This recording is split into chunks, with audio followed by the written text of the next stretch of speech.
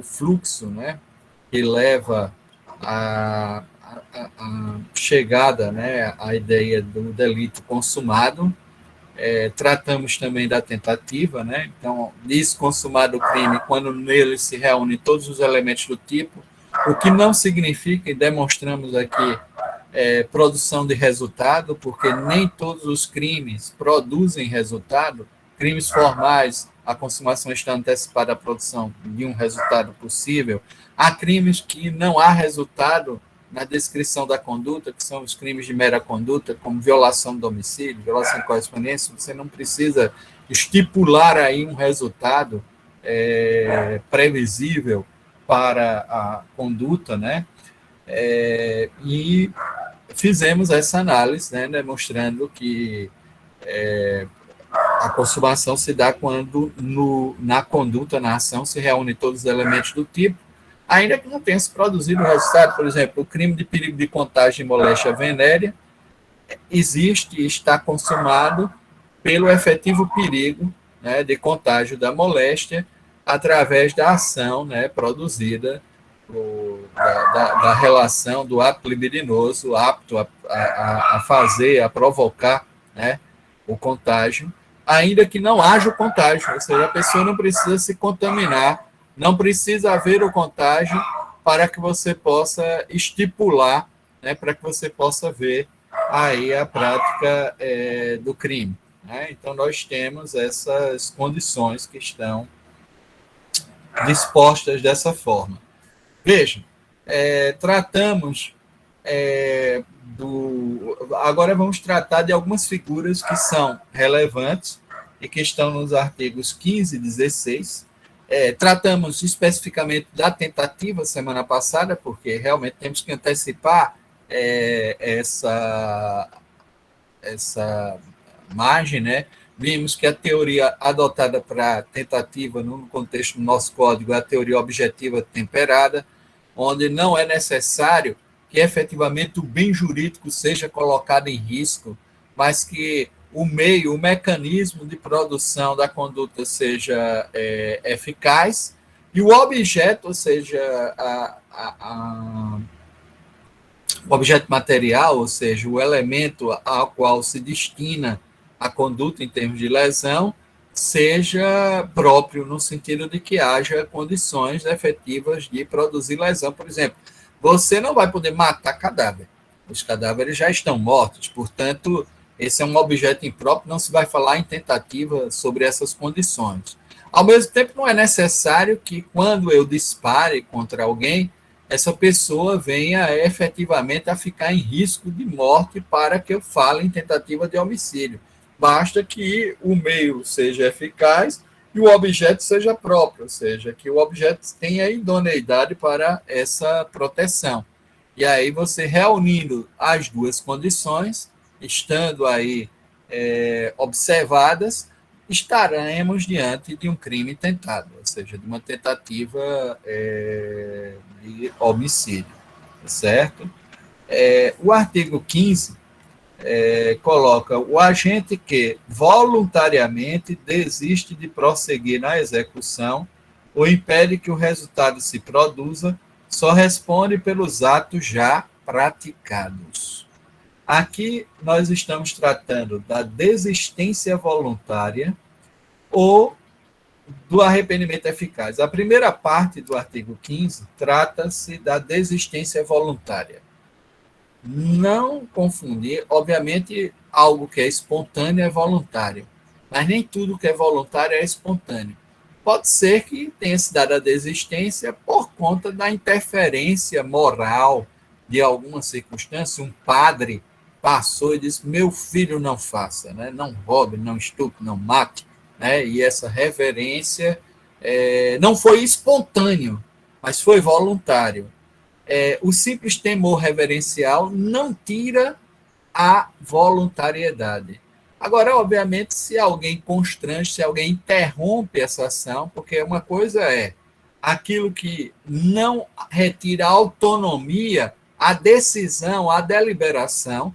Outra coisa é o que temos na tentativa, né, que é iniciar a execução e são circunstâncias alheias à vontade do agente.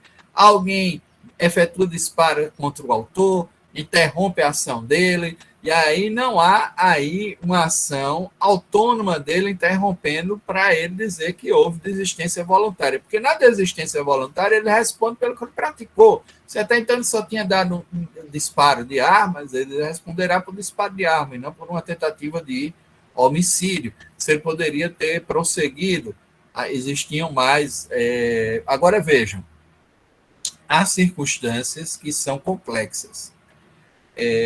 Dentro dessa margem, eu me lembro de um caso lá em Caruaru, onde o sujeito teve a filha estuprada pelo melhor amigo, né, pessoa que convivia com ele há muito tempo, e quando ele soube, ele pegou a vítima, né, que na realidade era autora de estupro, mas era vítima numa questão de homicídio, levou até Serra dos Cavalos, que é uma serra que tem ali próximo, amarrou numa árvore e efetuou 3 disparos contra a cabeça dela.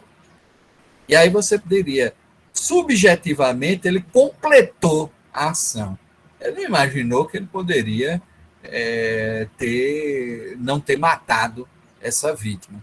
Para azar dele, ele não matou. O sujeito foi socorrido, sobreviveu, e no júri estava ali vivo para contar essa história, né? Então, dentro dessas circunstâncias, houve apenas uma tentativa de homicídio. A alegação inicial que a defesa tentou propor é que a arma tinha mais, substancialmente tinha mais munição, e que houve uma desistência voluntária, totalmente despreparada, a técnica, essa questão. Por quê? Porque a execução se completou. Houve uma completude da execução e, subjetivamente, ele imaginou que já havia consumado o ato. Ele não desistiu. Na realidade, ele deixou a vítima ali para morrer. A vítima foi socorrida por terceiros. Ainda que se tentasse a ideia de um arrependimento eficaz, ou seja, na hipótese do arrependimento eficaz, seria de, após ter consumado a ação, ele ter observado que a vítima continuava viva, ele próprio ter levado ela até o hospital para que recebesse o tratamento e ali ela sobrevivesse. Há uma distinção aí. Na desistência voluntária, você desiste de prosseguir com a execução. No arrependimento eficaz, você já praticou a execução, mas você consegue impedir. Isso só é possível quando o ato executório não se confunde com o resultado. E, sobretudo, na ideia dos crimes que admite fracionamento da execução, que são os crimes plurissubsistentes. Né? Nós falamos isso. Crimes unissubsistentes não vão admitir jamais essa ideia de arrependimento, porque não haverá um fracionamento entre o momento da execução da produção do resultado, onde você obtém o resultado. Não era o caso aí, havia como ter se impedido esse resultado, mas não foi ele voluntariamente também que se arrependeu e levou. Então, é completamente atécnico buscar esse artigo 15, porque o que é que buscava-se? Buscava-se responder apenas pelas lesões corporais graves que haviam sido produzidas e não pelo homicídio. Mas isso é inútil em virtude da descrição do fato. O fato não permitia essa alegação de defesa, tanto que falhou, né? Era uma defesa que falhou. A defesa poderia ter sido processada com o objetivo do homicídio privilegiado, do parágrafo 1º, por relevante valor moral e social, em virtude da injusta provocação da vítima, que tinha estuprado a filha recentemente. Então, isso sim prevaleceria. Né? E foi também articulada nesse sentido, e nesse sentido foi exitosa. O júri seguiu a defesa nesse sentido, mas o júri percebeu que não havia aí o que se falar de arrependimento ou de desistência voluntária, porque não era o caso. É dizer, não, porque a arma tinha mais munição e ele não descarta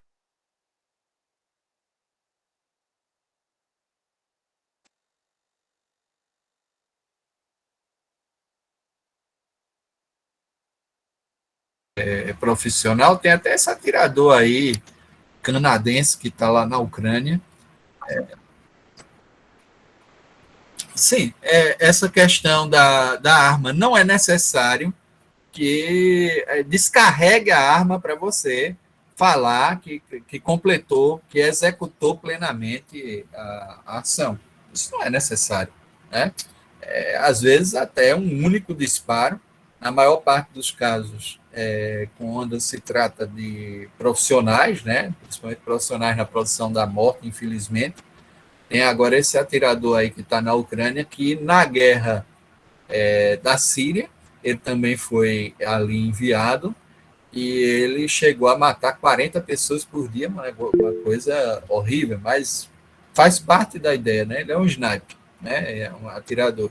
E agora, nesse avanço das tropas russas, mostraram aí onde ele estava batendo os oficiais, né, numa velocidade incrível. Agora, engraçado que o cara até disse, é estranho porque ele deu 2 disparos, abateu 2 pessoas, os outros foram lá, conseguiram ainda tirar a arma, ele não continuou disparando, mas é normal, porque tem que mudar a posição, né?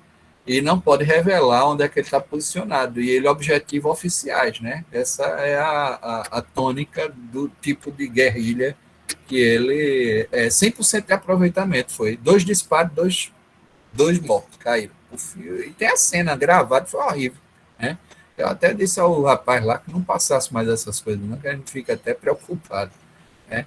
Mas o cara, esse canadense, ele consegue dar disparos a 2 quilômetros de distância. Então é uma coisa difícil de você até demarcar em termos de território. E aí você não precisa descarregar, é isso que eu quero dizer, não precisa descarregar a munição e dizer que por não ter continuado a disparar uma desistência voluntária, que voluntariamente você desistiu, até porque depois que você deu 3 tiros na cabeça, você imaginou, a pessoa morreu. Ainda que eu tivesse mais 3 ali no pente, né?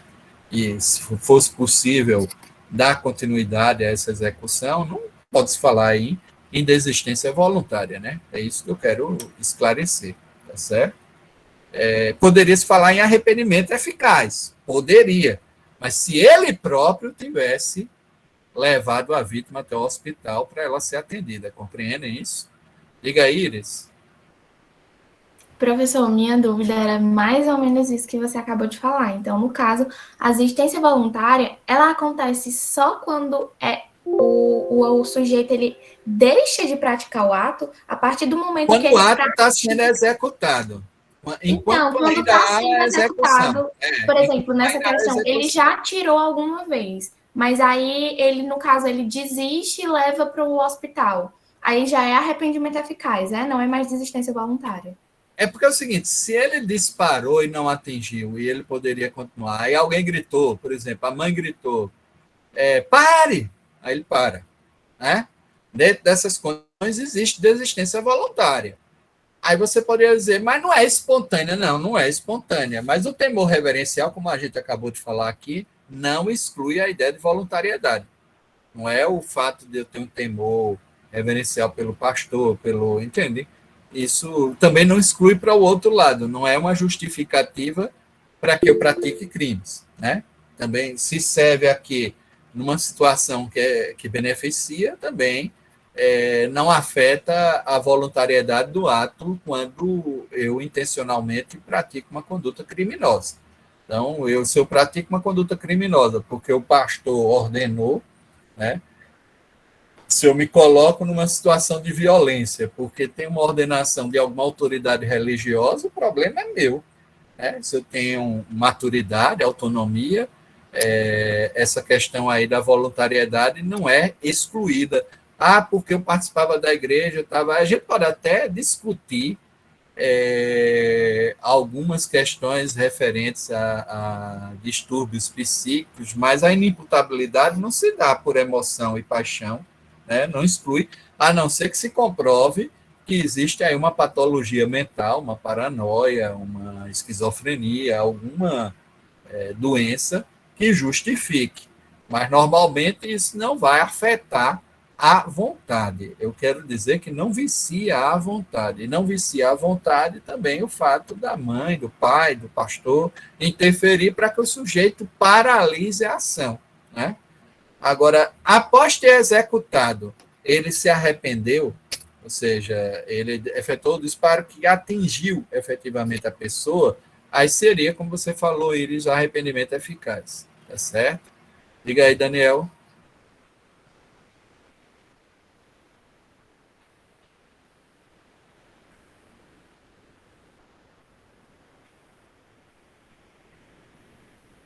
Não, tem que ter o início da execução. Tem que ter o início da execução. Ninguém falou, tem que ter o início da execução, porque você interrompe a execução.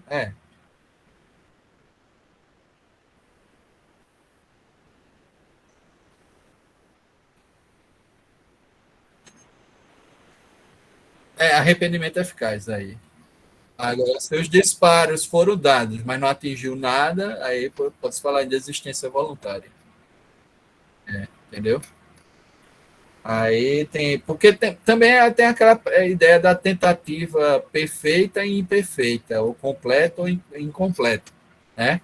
Que diz respeito exatamente ao objeto jurídico. Né? Aliás, mito, não objeto jurídico. O bem jurídico está lá, né? Para a norma de forma imanente. É o objeto material, concreto. Então, por exemplo, se eu dou vários disparos, nenhum atinge, mas o meio eficaz do objeto é próprio, essa tentativa ela é uma tentativa branca, que a gente falou. Portanto, ela não é perfeita, ela não atinge o bem. Mas se ela atinge o bem jurídico, se ela atinge o não bem jurídico, volto a dizer, meu Deus, estou confundindo, é o objeto material, né, o que concretamente é atingido. Se ela atinge, o que vai ocorrer posteriormente é arrependimento, né? A questão da completa e incompleta se dá no outro cenário, no cenário de que eu concluo a execução e ainda assim, vamos supor, eu dou todos esses disparos, vou embora, por exemplo, houve aí uma tentativa completa por parte do agente. Seria incompleta se quando ele amarrou, deu o primeiro disparo, quando ele ia dar o segundo, o primeiro ele viu que não atingiu completamente, ele ia dar o segundo, alguém interrompesse, alguém interferisse, aí você tem uma tentativa incompleta, ou seja, ele não chega a completar, porque circunstâncias alheias, veja, tentado, 14, inciso 2, quando iniciar a execução não se consumar por circunstâncias alheias à vontade do agente.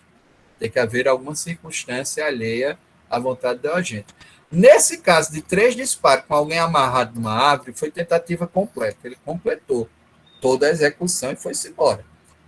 Ali poderia ocorrer a morte e, por um evento do destino, por sorte do sujeito, ele foi socorrido por alguém que escutou os disparos e observou que havia condições de socorrê-lo e levou-o até o hospital e ele sobreviveu. Né? Essa é uma questão do destino. Né? Não coube aí aos agentes, não foi à vontade de ninguém que interferiu, por exemplo, para salvaguardar a vida dessa pessoa. Essas condições estão aí postas e é preciso que a gente compreenda. Né? Então, a desistência voluntária, existe uma ação ainda em curso. No arrependimento eficaz, a ação já foi praticada, a execução já foi produzida, né, por completo, e na desistência voluntária, se fosse uma interrupção por circunstância alheia, seria uma tentativa incompleta.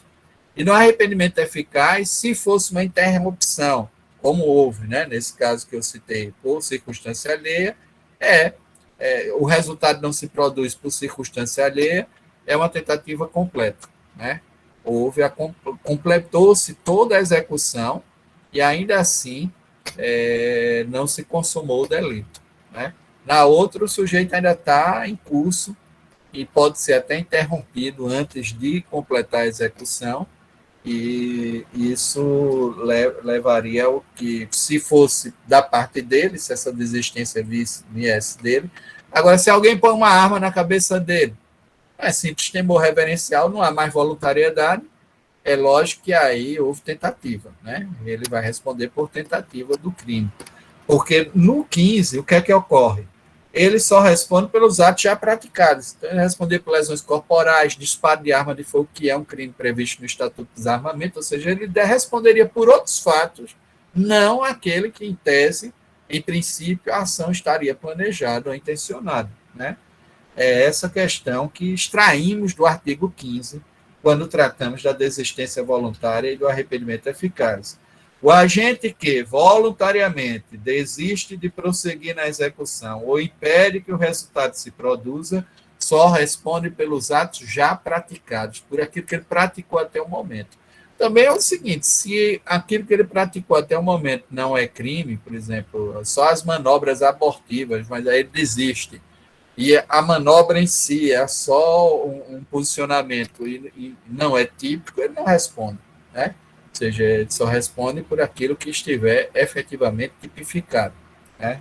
E der para responder em termos de tipificação. Bom, essa mesma coisa o agente que pula um muro para furtar uma casa e ali dentro ele não furta, ele não pratica o furto porque percebe talvez que a pessoa é muito cristã ou que é uma pessoa conhecida que ele não sabia e de repente ele desiste. Isso sem haver interferência, né, dentro dessa voluntariedade, ele no máximo poderia responder por violação de domicílio. Se bem que não dá para descaracterizar o furto por conta do pequeno valor e você sugerir que uma gangue maluca de gente que praticava, porque tinha um bairro lá em Caruaru que era muito comum o pessoal fazer um jardim e botar uns anãozinhos de jardim, né? E aí tinha uma gangue que gostava de furtar anões de jardim. E depois, quando eles foram presos, eram geralmente pessoas jovens e adolescentes, né? Uns foram para apuração de ato infracional, outros responderam na justiça, mas eram de classe média e tal. E aí tentaram desvirtuar isso, dizendo que era só, no máximo, uma violação do domicílio do outro. Até porque a coisa era irrisória, não do jardim, não é uma coisa de valor, era uma coisa muito mais de uma disputa. Não havia essa ideia do furto, do patrimônio, mas os juízes não caíram nessa história, não. Né? Então, foram punidos por furtar não do jardim. Tudo bem que uma pena aí que foi de multa, né, baixa, mas é essa coisa. E ficou conhecido como a gangue do anão do jardim. Mas é lasca, né? Você tem tanta coisa para pensar em termos de valor, né? E faz isso mais por uma prática esportiva e você gastar um tempo para furtar anão de jardim. Melissa, você furtaria anões de jardim? É um tempo perdido, né? Bom, vamos. Travou para Pronto? mim aqui. O que foi? Travou, não foi? Tá certo. Amanhã é que a gente vai entregar aquele seu exercício, não é isso? Ficamos de fazer assim. Sim. Não, mas eu nunca furtei anão de jardim, não. Eu já sou o próprio anão de jardim. Tô brincando. Mas é essa coisa aí de você sair por aí pensando numa coisa sem objetivo, né? É complicado essa história dos anões de jardim, né? Me lembra outras pessoas que criam problemas onde não existem, né? Bom, o agente que voluntariamente desiste de prosseguir no exercício ou impede que o resultado se produza só responde pelos atos já praticados. Mas aí também nessa gangue pretender que isso virar só violação de domicílio não reflete, né? O anão de jardim tinha sido subtraído, também não dava para desvirtuar isso e houve crime consumado. Aí não é nem a questão de uma tentativa, não está nem no intercrimes naquelas etapas que antecedem a reunião de todos os elementos do tipo, né? Depois, o valor subjetivo do anãozinho, né, vai ver que a dona gostava exatamente daquele anãozinho de jardim, para lascar. Né? Ela pode ter ficado afetada. Bom, arrependimento posterior. nos crimes cometidos sem violência ou grave ameaça à pessoa, reparado o dano ou restituída a coisa até o recebimento da denúncia ou da queixa, por ato voluntário do agente, será reduzida de 1 a 2/3 a pena.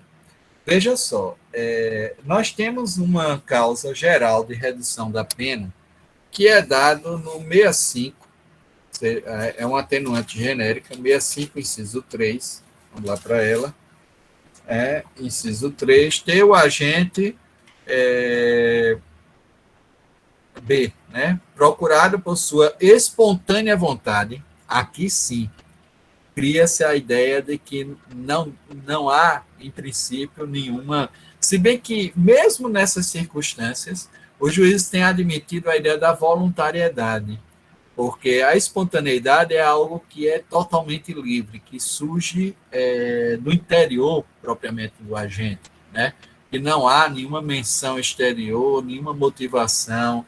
E aí o juiz tem trocado, tratando-se de atenuante, faz essa extensão para chegar na ideia de voluntariedade. Porque voluntariedade envolve a ideia da mãe, de tome vergonha, vá assumir o que você fez, papapá, né? E tem essa outra, não é uma coisa espontânea, você está fazendo por um temor reverencial, mas é algo que faz parte do convívio social. Como usou a palavra espontaneidade aqui, aí havia essa interpretação, mas tratando-se de atenuante, pode se estender. O que não pode se estender seria agravante.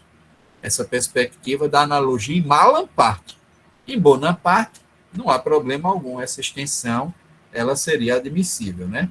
Procurado por sua espontânea vontade e com eficiência, logo após o crime, evitar-lhe ou minorar-lhe as consequências ou ter antes do julgamento reparado o dano. Nessas circunstâncias, de forma mais ampla, alcança-se, em termos de atenuação da pena, de atenuante genérica, qualquer crime, inclusive os praticados com violência e grave ameaça à pessoa, roubo, etc. Mas o 16, que é um arrependimento posterior, e vejam, qual a diferença em termos de intercrimes entre desistência voluntária e arrependimento eficaz e o arrependimento posterior do 16? É porque na desistência voluntária e no arrependimento eficaz, o curso, né, daquelas etapas ainda está na fase executória. Na fase executória e nessa fase logo anterior à produção do resultado. No arrependimento posterior, o crime já foi consumado, existe a consumação. O bem foi, por exemplo, subtraído. Lembro até hoje de um encontro jovem que a gente participava, e na saída o padre avisou, né, que algumas carteiras haviam sido subtraídas e que ele compreendia o mal que tinha sido ocasionado, mas que o meliante lá, o sujeito que havia praticado isso, no meio do encontro jovem, tipo, né, encontro jovens com Cristo, etc., ele tinha falado com o padre e iria devolver, né? Estava tudo certo que ele iria devolver. E aí tinha um amigo nosso, né, que disse, mas ele tem alguma justificativa? Não, ele é cleptomaníaco, né? Ou seja, aí disse, entendi, ele é rico, aí rico é cleptomaníaco. Se fosse pobre, era ladrão mesmo, né? Estaria dentro dessa... Mas tudo bem, deixa o rapaz devolver, eu não me interesso muito sobre o verbo, se é furtou ou cleptou, eu só quero minha carteira de volta, né? Era uma das vítimas. Não me interessa o enquadramento aí, cleptou ou furtou, né? Que é mais ou menos essa perspectiva do arrependimento posterior, né? Nos crimes cometidos sem violência ou grave ameaça, não houve violência nem grave ameaça, no furto normalmente não existe isso, né? A pessoa, reparado o dano ou restituído a coisa, até o recebimento, veja, tem um prazo, até o recebimento da denúncia, o que não significa que posteriormente não possa ser atenuado lá pelo 65, inciso 3b, como a gente acabou de ver agora, na atenuante genérica. Mas esse arrependimento aqui, o crime foi consumado, já reúne todos os elementos do tipo, houve a subtração, houve a retirada da posse do sujeito, não é naquela fase em que ainda está em execução e o sujeito desiste, e aí responde por aquilo que ele praticou até o momento. Se o que ele praticou foi dano, vamos supor. E aí tem alguns exemplos que os livros trazem na ideia da desistência voluntária, que é o camarada, por isso que envolve a ideia da voluntariedade e não a espontaneidade. O camarada está botando a mão no muro para fazer aquele salto experimental, né?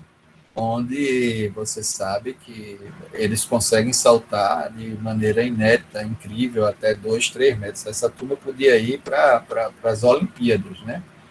Já vi um grupo que treinava salto lá na Jaqueira e tinha um mini auditório, né, aberto, né, de parque que fazia, que o último local da arquibancada, uma mini arquibancada, né?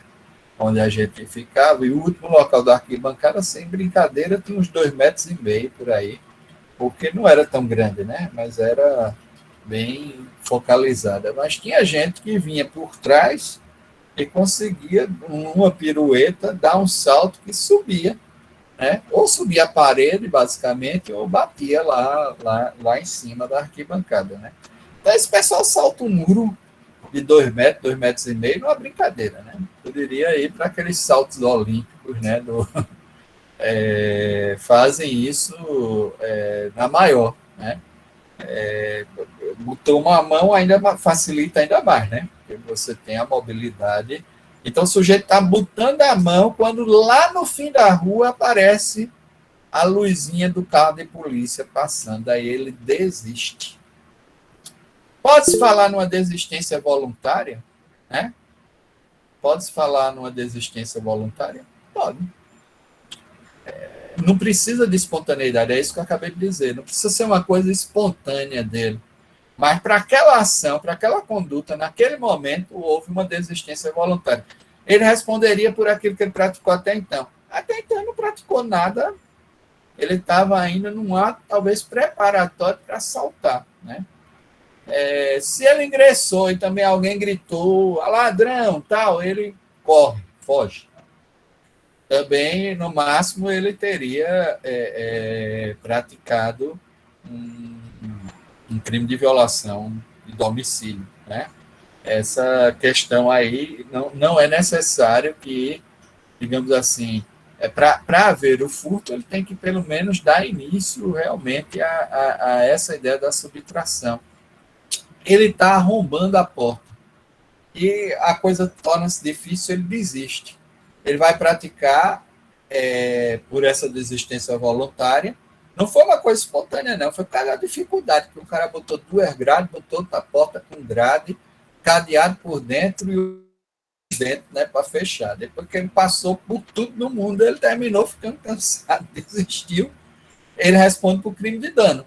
O que ele fez até então foi dano ao patrimônio, né? Porque quebrou fechadura e tal. É um crime contra o patrimônio, está previsto lá no Código Penal, tem pena, mas ele responde por isso, né? E isso teria sua correlação também com a violação do domicílio.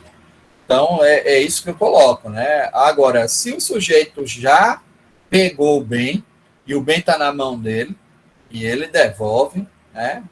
Isso é arrependimento posterior. Não se pode falar. Isso me lembra muito quando a gente era pequeno, e uma senhora que tinha umas goiabas na casa dela, que era uma beleza, né? Mas aí aquela história de furto de goiaba de criança, né? Tudo menino de 8, 9, 10 anos, né? Era uma defesa. Era uma defesa das crianças. É a defesa das crianças, né? Que tem uns problemas, depois a gente vai tocar em alguns problemas sobre a história do Pomar, que o cara era paraplégico e disparou. Comi muitas goiabas Dona Tilinha aqui em Solândia. Era da vizinha também, né? Dona Tilinha. A turma só subia no muro, né, Gerlando? E pegava. É verdade. Um dia a gente estava com o frasco cheio assim de goiaba, quando ela apareceu lá na soleira e todo mundo pulou. Bubu caiu, todo mundo de costa no muro da casa de minha tia, né? Tudo parado lá. Agora minha irmã soltou. Minha irmã ficou em cima do muro com as goiabas tudo no balde, assim, né? Um goiabão danado, né? Aí a velhinha olhou assim para ela, ela fez, já ia pedir. Já ia pedir nada. Ele fez uma boa defesa. Já ia pedir. Ela morreu de rir, né? Disse, vamos fazer o seguinte, vocês tiram, toda vez que tirar, aí foi até melhor, negociou com ela, toda vez que tirar, deixa aqui a metade, a outra metade vocês levam. Aí a gente levava desse jeito, né? Aí foi sabida, né? Ela disse, deixa um pouquinho aqui, porque é bom e eu também tenho dificuldade de pegar essas goiabas. E faz isso. Eu fiz a mesma coisa quando eu morava aqui numa casa em Manaíra, tinha um cajueiro. Terceirizou o serviço, exatamente, Daniel. Ela viu, esses meninos são competentes para pegar essa goiaba. Eu não tenho condições, aí vamos entrar num acordo, né? Essa ideia da disponibilidade do bem, né? A goiaba está, né, nessa faixa disponível, e aí ela deixou. Agora, esse já ia pedir é meio arrependimento posterior, né? Porque o negócio já está retirado, já está ali, não tem mais o que fazer. A sua irmã era uma boa advogada, ela já estava ela era uma boa advogada. Eu já ia pedir nada, já estava. Quem faz essas coisas só me lembra da história de uma amiga nossa de Caruaru, que desceu com um cachorrinho para a praia em Tamandaré. Tamandaré é uma praia lá em Pernambuco, bonita, por sinal. E aí, eles tinham casa lá e tal, e aí levou o cachorro dela, era um pastor alemão, e aí deixou o cachorro solto no quintal, só que o marido tinha advertido, não deixa ele solto não, porque o muro é baixo, ele pode pular por aí e a gente perde o bichinho. Aí ele disse, não, vou deixar. Aí só que ele pulou para a casa da vizinha e ela ficou naquele desespero, vem, fulano, vem. Aí o cachorro pulou de volta com um papagaio na boca, né? Um pastor alemão bonito, e o papagaio ali na boca do cachorro. Aí ela, meu Deus do céu, ele matou o papagaio da vizinha, que ela olhou assim, estava lá o poleirozinho do papagaio, né? Disse, pronto, ele matou o papagaio. E agora? Fulano, minha cara, o que é que a gente vai fazer? Aí disse, já sei. Botou o cachorro amarrado, botou o papagaio para tomar um banho, deu um banho no papagaio, usou como é que você chama? Secador, né? Secou o papagaio, as penas do papagaio, pulou o muro, botou o papagaio preso no poleiro assim, né? Aí disse, vai pelo menos pensar que o bicho morreu do coração, né? Porque não estava uma mordida muito estragada, então vai dar certo. Quando foi lá pelas tantas, ela na rede, escutou aquele grito, né, da mulher. Fulano, vamos embora logo daqui dessa casa. Disse o que houve. O papagaio morreu, foi enterrado, desenterrou, se tomou um banho e voltou para o poleiro. Vamos embora.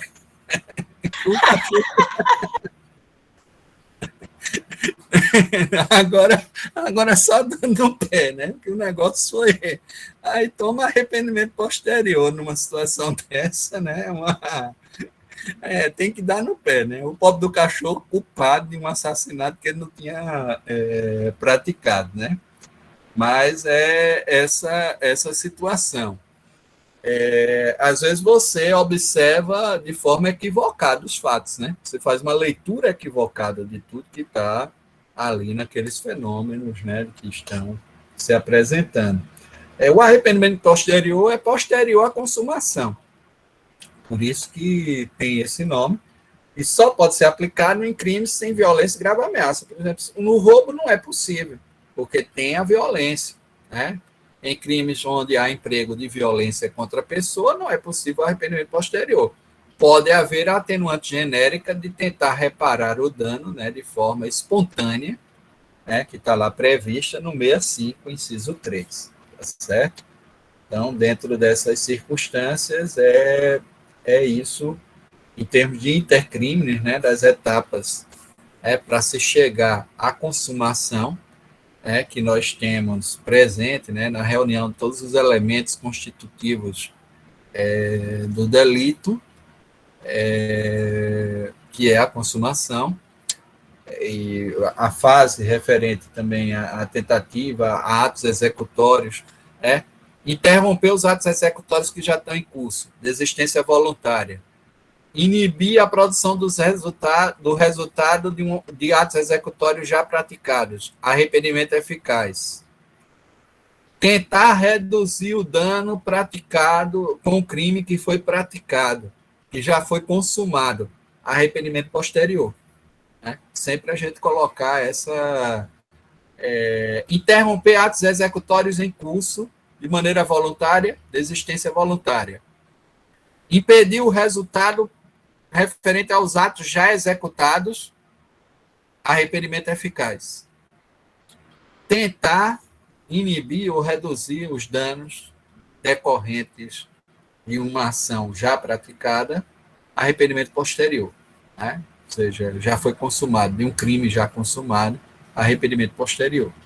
Então, me parece que quando a gente toma essa base e entende como funciona essa ideia do intercrimes, fica mais fácil compreender o artigo 15 e o artigo 16 do Código Penal, né? E como ele está aí disposto, né?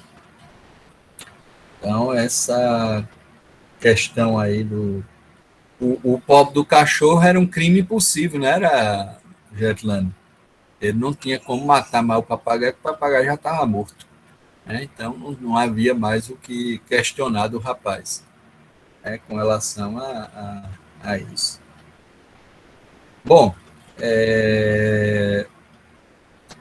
além dessa circunstância, é bom observarmos, conforme o artigo 19, que o resultado que agrava especialmente a pena, e há vários resultados que servem para a agravação da pena, né? No 129, parágrafo 1º, 2º, né?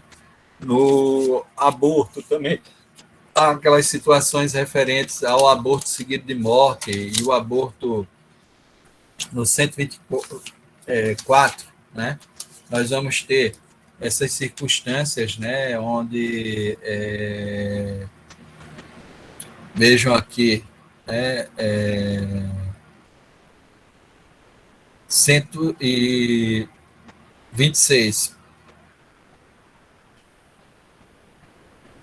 Sim, 127, aliás.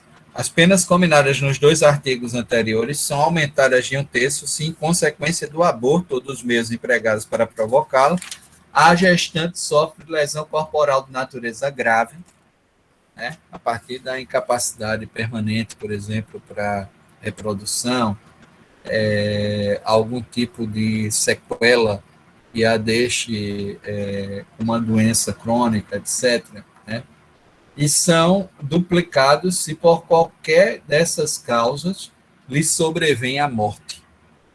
E aí o resultado de morte. Esses são resultados que agravam especificamente os tipos referentes às condutas com as quais reprimimos o aborto. O aborto provocado por terceiros sem o consentimento da gestante, e o aborto provocado com o consentimento da gestante, né?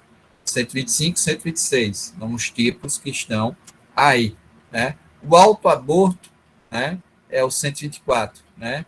O consentir, o aborto consentido, ou a ideia de consentir com aborto, é também no 124, né? É um crime próprio que só a gestante pode praticá-lo. Esses demais não estariam dentro da ideia de crimes onde todos podem praticá-los. Essas formas qualificadas, elas têm resultados que agravam especialmente a pena. Para que esse resultado seja imputado, é necessário que ele esteja, pelo menos no campo da previsibilidade, atingido ao menos culposamente, porque a responsabilidade penal ela será sempre subjetiva, fundada no dolo ou na culpa.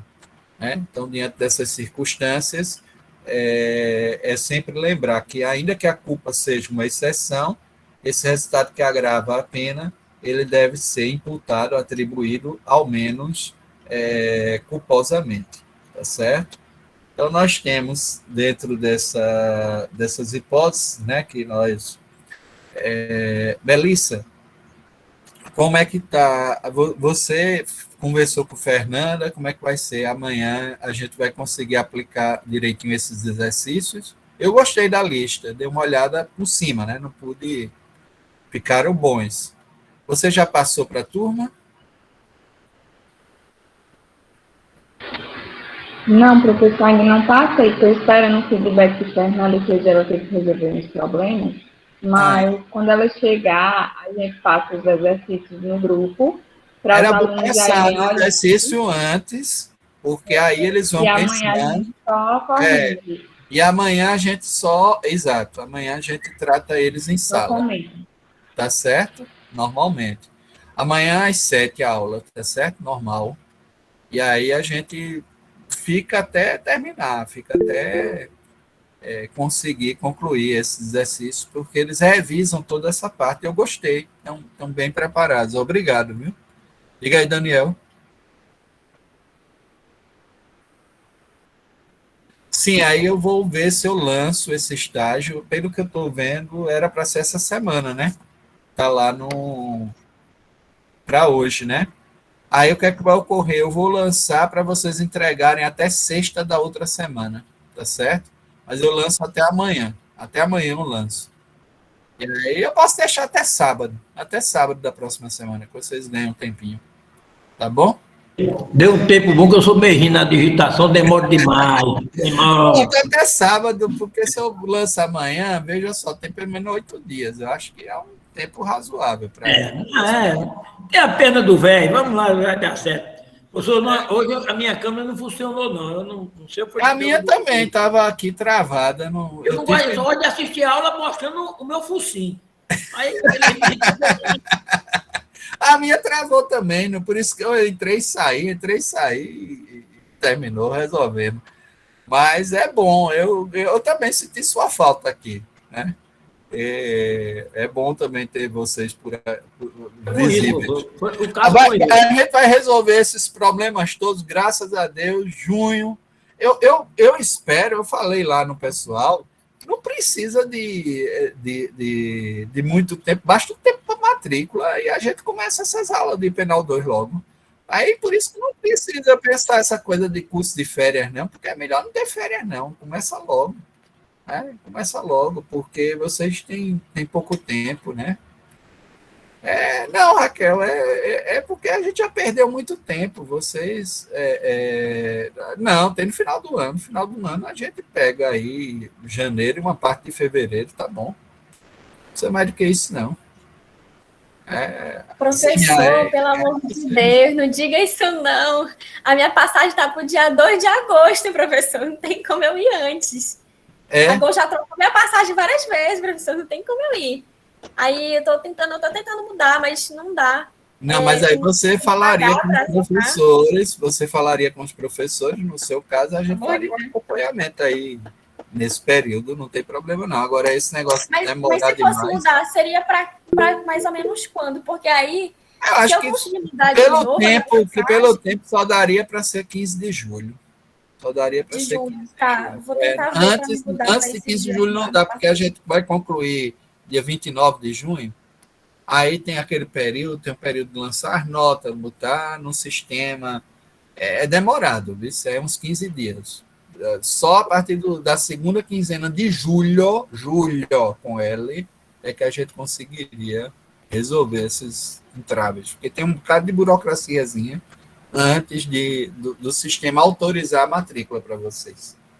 E tem professor que retarda, né? Ainda tem mais isso. Tem gente que não faz a final, não corrige, não bota, faz a fila lá na Codesc do tamanho do mundo no final porque o sistema trava e o cara tem que lançar lá na Codesc. O bom disso é ver a turma lá na Codesc, o filão, parece a fila do INSS, final de período, para lançar nota por lá. Diga aí, Daniel.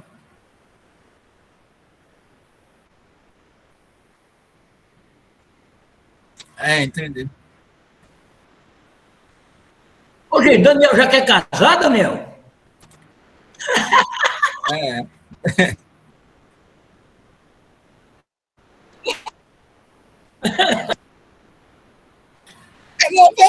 Vamos ver. Antes, uma coisa eu tenho certeza, antes de 15 de julho não dá. Antes de 15 de julho não dá. Pode ser depois, né? Aqueles primeiros 15 dias. Vamos ver. Tá bom. A gente vê isso aí.